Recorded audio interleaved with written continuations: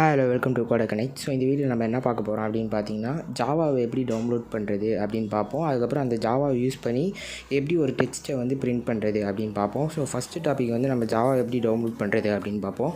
So நீங்கள் use பண்ணுற ஏதாவது ஒரு வெப் இன்ஜின் வந்து ஓப்பன் பண்ணிக்கோங்க. ஸோ நான் வந்து குரோம் யூஸ் பண்ணிக்கிறேன். ஸோ குரோமில் வந்து நான் என்ன பண்ணணும் அப்படின்னு பார்த்தீங்கன்னா, ஜாவா ஜேடிகே அப்படின்னு போட்டுக்கேன். ஸோ அதில் வந்து ஃபஸ்ட்டு வெப்சைட்டான ஓரக்கலோட வெப்சைட் வந்து கிளிக் பண்ணிக்கோங்க. ஸோ நான் ஏன் வந்து ஓரக்கலோட வெப்சைட்குள்ளே போக சொல்கிறேன் அப்படின்னு பார்த்தீங்கன்னா, இந்த ஜாவாவை வந்து டெவலப் பண்ணது வந்து ஓரக்கல் தான். அவங்க எப்போ வந்து இதை டெவலப் பண்ணாங்க அப்படின்னு பார்த்தீங்கன்னா, May 23, 1995 தான் இதை டெவலப் பண்ணாங்க. ஸோ நெக்ஸ்ட் டாபிக் நம்ம போயிடலாம். ஸோ இதில் வந்து எப்படி டவுன்லோட் பண்ணோம் அப்படின்னு பார்த்தீங்கன்னா, அதில் வந்து 3 ஆப்ஷன் இருக்குது பார்த்தீங்களா சைடில், அதாவது லினக்ஸ், மேக், விண்டோஸ் அப்படின்னு இருக்குது. ஸோ இதில் வந்து நீங்கள் என்ன சிஸ்டம் யூஸ் பண்ணுறீங்களோ அதை வந்து டவுன்லோட் பண்ணிக்கோங்க. ஸோ நான் வந்து என்ன சிஸ்டம் யூஸ் பண்ணுறேன்னா, விண்டோஸ் சிஸ்டம் யூஸ் பண்ணுறேன். ஸோ இந்த விண்டோஸ் சிஸ்டம்லேயும் மொத்தம் 2 டைப் இருக்கும், அதாவது 64 பிட் அண்ட் 32 பிட் அப்படின்னு இருக்கும். ஸோ இப்போ வர லேப்டாப் மோஸ்ட்லி வந்து 64 பிட்டில் தான் இருக்குது. ஸோ நீங்கள் வந்து 32 பிட் வச்சுருந்தீங்கன்னா தேர்ட் ஆப்ஷனாக இருக்கிற ஃபங்க்ஷன் வந்து கிளிக் பண்ணி டவுன்லோட் பண்ணிக்கோங்க.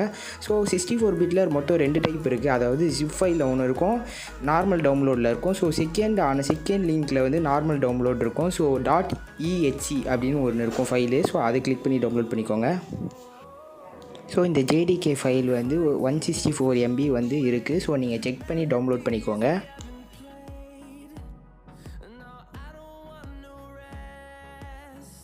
ஸோ நான் வந்து ஜேடிகே வந்து இன்ஸ்டால் பண்ணிட்டேன். இப்போ வந்து நான் அதை வந்து ஓப்பன் பண்ணிக்கிறேன். ஸோ ஃபஸ்ட்டு என்ன வரும் அப்படின்னு பார்த்தீங்கன்னா, ப்ரிப்பேரிங் டு இன்ஸ்டால் அப்படின்னு ஒரு பேஜ் மாதிரி வந்து, ஸோ அதுக்கப்புறம் ஜாவாவோட இன்ஸ்டாலிங் பேஜ் வந்து ஓப்பன் ஆயிரும். ஸோ இதில் நம்ம வந்து என்ன பண்ணணும் அப்படின்றது வந்து சொல்கிறேன். வந்து ஃபஸ்ட்டு ஜாவாவோட இன்ஸ்டாலிங் பேஜ் வந்துச்சு. ஸோ இதில் வந்து என்ன பண்ணணும் அப்படின்னு பார்த்தீங்கன்னா, நெக்ஸ்ட் அப்படின்னு ஒரு ஆப்ஷன் இருக்கா, ஸோ அதை கொடுத்துருங்க. ஸோ இந்த பேஜ் எதுக்கு அப்படின்னு பார்த்தீங்கன்னா, நீ டவுன்லோட் பண்ணுற ஃபங்க்ஷன் வந்து எங்கே பேஜ் டவுன்லோட் ஆகணும் அப்படின்றது தான் இந்த ஃபங்க்ஷனு. ஸோ இதில் வந்து அது லொக்கேஷன் இருக்கும். ஸோ உங்களுக்கு சேஞ்ச் பண்ணணும் அப்படின்னா சேஞ்ச் பண்ணிக்கோங்க. ஸோ அதுக்கப்புறம் நீங்கள் நெக்ஸ்ட் கொடுத்தீங்கன்னா டவுன்லோடிங் ப்ராசஸ் ஆரம்பிச்சிடும்.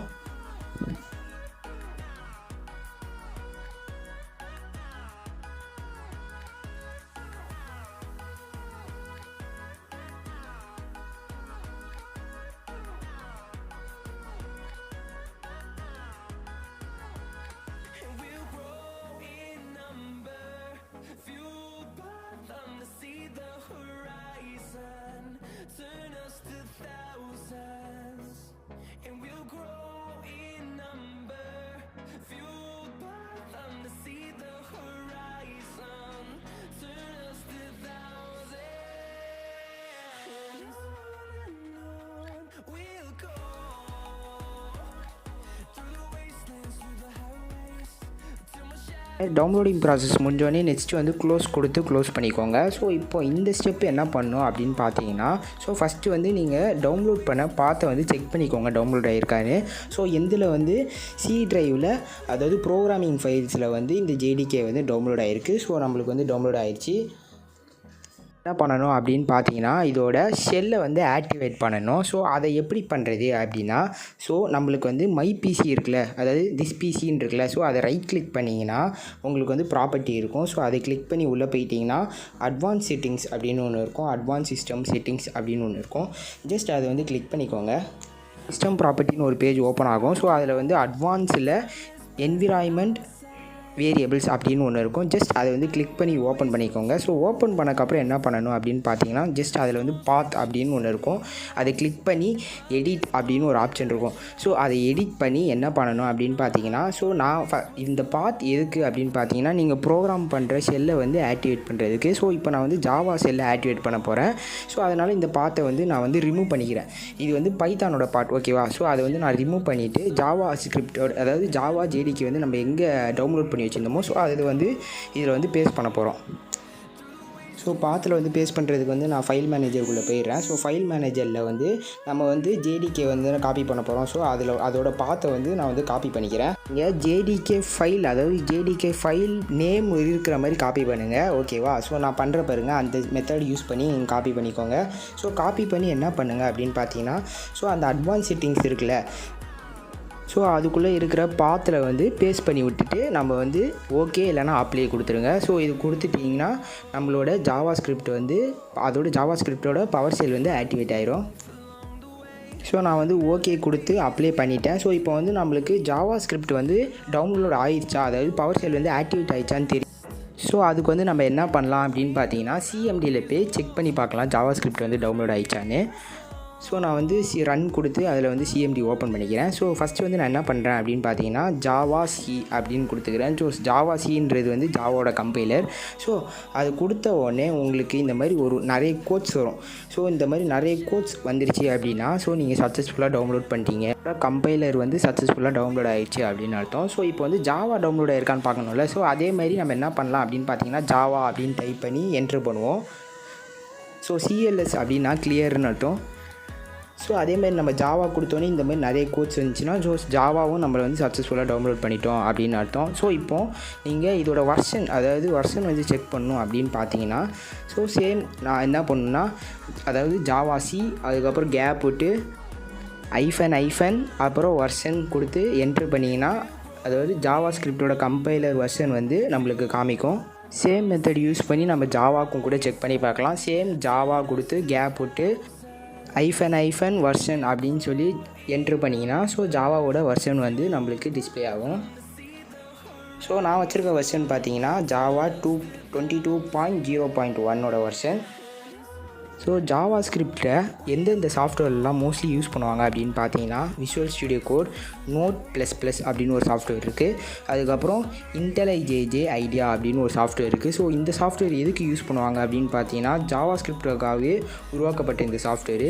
ஸோ இந்த சாஃப்ட்வேர் யூஸ் பண்ணி நீங்கள் ஈஸியாக வந்து ஜேடிக்கு ஈஸியாக டவுன்லோட் பண்ணிக்கலாம். வெர்ஷன் வந்து சேஞ்ச் பண்ணால் கூட ஈஸியாக அப்டேட் பண்ணிக்கலாம். சாஃப்ட்வேர் வந்து டவுன்லோட் பண்ணி ஒரு தனி வீடியோவாக நான் போடுறேன், ஏன்னா இந்த வீடியோ லென்த்தாக போயிடும் இதை டவுன்லோட் பண்ணால். ஸ்டுடியோக்குள்ளே இந்த பவர் ஷெல் ஆக்டிவேட் பண்ண போகிறோம். ஸோ அதுக்கு என்ன பண்ணணும் அப்படின்னு பார்த்தீங்கன்னா ஸோ ஃபஸ்ட்டு வந்து நீங்கள் ஏதாவது ஒரு ஃபோல்டர் க்ரியேட் பண்ணிக்கோங்க. ஸோ ஃபோல்டர் க்ரியேட் பண்ணி அதில் வந்து index.java அப்படின்னு கொடுங்க. ஸோ ஜாவா ஸ்கிரிப்ட்னு கொடுத்துறாதீங்க, பழைய வீடியோ பார்த்து ஜாவா அப்படின்னு கொடுங்க. ஸோ அப்படி கொடுத்தீங்கனாலே கீழே ஒரு பாப்பப் போகிறோம். ஸோ அதில் வந்து எக்ஸ்டென்ஷன் ஆஃப் ஜாவாவை வந்து டவுன்லோட் பண்ண சொல்லும். ஸோ அதை கிளிக் பண்ணி டவுன்லோட் பண்ணிக்கோங்க. எக்ஸ்டென்ஷனில் போய்ட்டு எக்ஸ்டென்ஷன் பேக் ஆஃப் ஜாவாவையும் அதுக்கப்புறம் டீபக்கிங் ஆஃப் ஜாவாவையும் டவுன்லோட் பண்ணிக்கோங்க. ஸோ இது இருந்தால் தான் நம்மளுக்கு வந்து விஷுவல் ஸ்டுடியோக்குள்ளே ஜாவா வந்து ரன் பண்ணும். ஓகேவா? ஸோ நீங்கள் ஆல்ரெடி ஜேடிகே வந்து இன்ஸ்டால் பண்ணியிருந்தீங்கன்னா உங்களுக்கு அலோ கேட்கும். ஸோ நீங்கள் வந்து வந்து அதில் பேஸ்ட் பண்ணியிருந்தீங்கனாலே அலோ கேட்கும். ஸோ அலோ கிளிக் பண்ணிங்கன்னா உங்களுக்கு வந்து ஷெல் ஆக்டிவேட் ஆகிரும். ஸோ இப்போ வந்து நான் ஒரு சின்ன பேசிக்காக ஒரு பிரிண்ட் ஸ்டேட்மெண்ட் வந்து எழுதியிருக்கேன். ஸோ இந்த பிரிண்ட் ஸ்டேட்மெண்ட் வந்து ஃபஸ்ட்டு வந்து நான் ரன் பண்ணி பார்த்துக்கிறேன் ரன் ஆகுதான்னு. ஸோ அவுட்புட் வந்து நம்மளுக்கு சக்ஸஸ்ஃபுல்லாக ரன் ஆகிடுச்சு. ஸோ இந்த ஜாவாவை வந்து யார் ஈஸியாக கற்றுக்கலாம் அப்படின்னு பார்த்தீங்கன்னா C++ படிச்சிருக்கவங்களுக்கு வந்து இந்த ஜாவா வந்து ரொம்ப ஈஸியாக வந்து கற்றுக்க முடியும். ஏன்னா முக்கால்வாசி அதாவது மோஸ்ட் ஆஃப் தி டாபிக் வந்து C++ல் வர டாபிக் தான் வரும். ஜாவாவில் எப்படி ஒரு பிரிண்ட் ஸ்டேட்மெண்ட் ரன் பண்ணுறது அப்படின்னு பார்ப்போம். அதாவது பிரிண்ட் ஸ்டேட்மெண்ட்னா அதாவது ஒரு வார்த்தை, அதாவது நம்ம அலோவை டிஸ்பிளே பண்ணுறோம்ல, ஸோ அதை வந்து எப்படி டிஸ்பிளே பண்ணுறது. ஸோ பைத்தானில் வந்து நம்ம பிரிண்ட் அப்படின்னு கொடுத்து நம்ம டிஸ்பிளே பண்ணியிருப்போம். ஸோ இதில் வந்து நம்ம எப்படி டிஸ்பிளே பண்ணுறது அப்படின்னு பார்ப்போம். ஃபஸ்ட்டு வந்து நான் கோடை வந்து டைப் பண்ணிவிட்டு ஸோ அதை வந்து நான் அதுக்கப்புறம் வந்து உங்களுக்கு எக்ஸ்பிளைன் பண்ணுறேன். ஸோ ஃபஸ்ட்டு நான் என்ன பண்ணுறேன்னா பப்ளிக் ஸ்டாட்டிக் வாய்ட் மெயின் அதுக்கப்புறம் ஓப்பன் ப்ராக்கெட்ஸில் ஸ்ட்ரிங் அதுக்கப்புறம் லிஸ்ட்டு அதுக்கப்புறம் கமா கொடுத்து ARGS அப்படின்னு கொடுத்து ஒரு கர்லி பிரேக்கெட்ஸ் ஓப்பன் பண்ணிக்கலாம். ஸோ நெக்ஸ்ட்டு என்ன பண்ணலாம் அப்படின்னு பார்த்தீங்கன்னா system.out.println அதுக்குள்ளே வந்து நான் என்ன டைப் பண்ண போகிறேன்னா கோடர் கனெக்ட்ஸ் அப்படின்னு டைப் பண்ணிக்கிறேன்.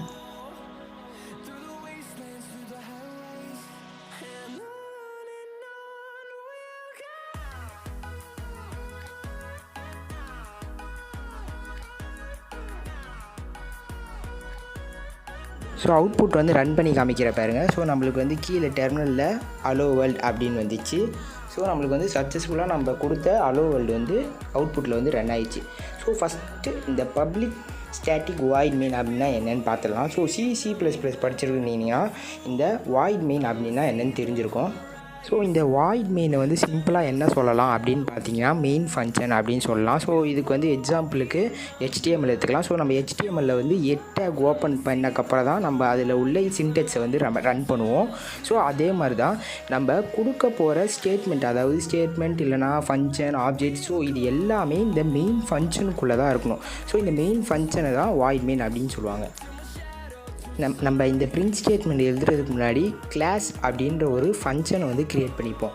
ஸோ ஏன் அப்படி க்ரியேட் பண்ணுறோம் அப்படின்னு பார்த்தீங்கன்னா, ஸோ இந்த கிளாஸ் இந்த ஃபங்க்ஷனுக்குள்ளே தான் நம்ம மெயின் ப்ரோக்ராமே ரன் பண்ணணும். ஸோ ஜாவாவை பொறுத்தவரை இந்த கிளாஸ்க்குள்ளே தான் நம்ம என்ன மெயின் ஃபங்க்ஷன் கொடுக்க போகிறோமோ ஸோ அது எல்லாமே ரன் ஆகும். கிளாஸ் அப்படின்ற ஒரு ஃபங்க்ஷன் கொடுத்ததுக்கப்புறம் நெக்ஸ்ட்டு வந்து நம்ம என்ன பேர் வேணால் கொடுத்துக்கலாம். பட் அந்த பேர் வந்து மோஸ்ட்லி கேப்ஸ் இருக்கிற மாதிரி பார்த்துக்கோங்க. ஸோ கேப்ஸ் இருக்கிற மாதிரி ஒரு கிளாஸ் ஆப்ஜெக்ட் வந்து க்ரியேட் பண்ணிக்கோங்க. க்ரியேட் பண்ணக்கப்புறம் நம்ம ரைட் பண்ண போகிற மெயின் ஃபங்க்ஷனை வந்து ரிட்டர்ன் பண்ணிப்போம். ஸோ அதுக்கு வந்து நான் வந்து கர்லி பிரேக்கெட்ஸ் வந்து ஓப்பன் பண்ணிக்கிறேன். ஸோ அது ஓப்பன் பண்ணக்கப்புறம் நெக்ஸ்ட்டு நம்ம மெயின் ஃபங்க்ஷன், அதாவது பப்ளிக் ஸ்டாட்டிக் வாய்ட் மெயின், அதுக்கப்புறம் ஸ்ட்ரிங், அப்புறம் அரே, அதுக்கப்புறம் ஒரு கர்லி பிரேக்கெட்ஸ் ஓப்பன் பண்ணி system.out.println. ஸோ அதுக்குள்ளே நம்ம என்ன கண்டென்ட் கொடுக்க போகிறோமோ ஸோ அதை வந்து ரைட் பண்ணிப்போம். ஸோ இந்த பப்ளிக் ஸ்டாட்டிக் அதை வந்து ஏன் போடுறோம் அப்படின்னு பார்த்தீங்கன்னா, C and C++ல் வந்து நம்ம ஒரு ஆப்ஜெக்டை வந்து கால் பண்ணணும் அப்படின்னா ஸோ நம்ம ஒரு கிளாஸை க்ரியேட் பண்ணி ஸோ அது வழியாக நம்ம கால் பண்ணுவோம். பட் இதில் நம்ம ஜாவாவை யூஸ் பண்ணும்போது நம்ம மெயின் ஃபங்க்ஷனையே அதாவது கிளாஸ்க்குள்ளே தான் நம்ம போட்டிருக்கோம். ஸோ அப்போ வந்து எப்படி கால் பண்ணுறது அப்படின்னு பார்த்தீங்கன்னா, ஸோ இந்த பப்ளிக் ஸ்டாட்டிக் யூஸ் பண்ணும்போது நம்மளுக்கு அதாவது ஃபங்க்ஷனை கால் பண்ணுறதுக்கு ரொம்ப ஈஸியாக இருக்கும். அதனால தான் இந்த பப்ளிக் ஸ்டாட்டிக் அப்படின்னு கொடுத்துருக்காங்க. ஸோ வாய்ட் மெயின்றது நான் முன்னாடி சொன்ன மாதிரி அதோட மெயின் ஃபங்க்ஷன். ஸோ இந்த மெயின் ஃபங்க்ஷன் இருந்தால் தான் நம்மளுக்கு வந்து கொடுக்க போகிற அவுட்புட் வந்து ரன் ஆகும். ஓகேவா? ஸோ அதுக்கப்புறம் ஸ்ட்ரிங், அதாவது இந்த ஸ்ட்ரிங், அதுக்கப்புறம் list opening bracket close bracket ARGS வந்து நான் தனி வீடியோவில் நடத்துகிறேன். ஸோ அது வந்து ரொம்ப முக்கியமான இது. ஸோ நெக்ஸ்ட்டு வந்து நம்ம கர்லி ப்ராக்கெட்ஸ் ஓப்பன் பண்ணி ஸோ அதில் வந்து system.out.printlnனா என்னென்னு பார்ப்போம். ஸோ ஃபஸ்ட்டு system.outனா என்ன அப்படின்னா, ஃபஸ்ட் அதில் வந்து சிஸ்டம் அப்படின்னா என்னென்னு பார்ப்போம். ஸோ சிஸ்டம்னா என்னென்னா பில்டின் ஃபங்க்ஷன். ஸோ பில்டின் ஃபங்க்ஷன்னா அந்த அதாவது ஜாவாவில் வந்து இன்பில்டாக க்ரியேட் பண்ண ஒரு டேட்டா அப்படின்னு வச்சுக்கலாம், இல்லைனா ஸ்பெசிஃபிக் டேட்டா அப்படின்னு வச்சுப்போம். ஸோ அதுதான் பில்டிங் ஃபங்க்ஷன். ஸோ சிஸ்டம் வந்து பில்டின் ஃபங்க்ஷன். .out அப்படின்றது, அதாவது அவுட்னா என்னென்னா அவுட்புட் அப்படின்னு அர்த்தம். .println அப்படின்னு ஒரு ஃபங்க்ஷன் இருக்கும். ஸோ இந்த println அப்படின்னா ஸோ print the line, அதாவது நம்ம பைத்தானில் வந்து print அப்படின்னு யூஸ் பண்ணுறப்போல ஸோ இது அதே தான் இதில் வந்து println அப்படின்னு சொல்லுவாங்க. ஸோ print the line அப்படின்னு சொல்லுவாங்க. ஸோ இந்த println ஃபங்க்ஷனுக்குள்ளே தான் நம்ம என்ன அதாவது டிஸ்பிளே பண்ண போகிறோமோ அதை வந்து கொடுக்கணும். ஸோ நான் வந்து என்ன கொடுத்துருந்தேன், அலோ கோடர் கனெக்ட்ஸ் அப்படின்னு கொடுத்துருந்தேன். ஸோ அதை வந்து உள்ளே கொடுத்துட்டு என்ன பண்ணணும்னா ப்ராக்கெட் ஸ்கோப் க்ளோஸ் பண்ணிவிட்டு லாஸ்ட்டில் வந்து செமிகாலன் வைக்கணும். அதாவது அதாவது எண்ட் ஆஃப் ஸ்டேட்மெண்ட், ஒரு ஸ்டேட்மெண்ட்டை நீங்கள் முடிச்சிட்டிங்கன்னா அதில் வந்து செமிகாலன் வச்சுருங்க. ஓகேவா? ஸோ இந்த மெத்தட் யூஸ் பண்ணி தான் நம்ம ஜாவாவில் ஒரு பிரிண்ட் ஸ்டேட்மெண்ட்டை ரன் பண்ணணும்.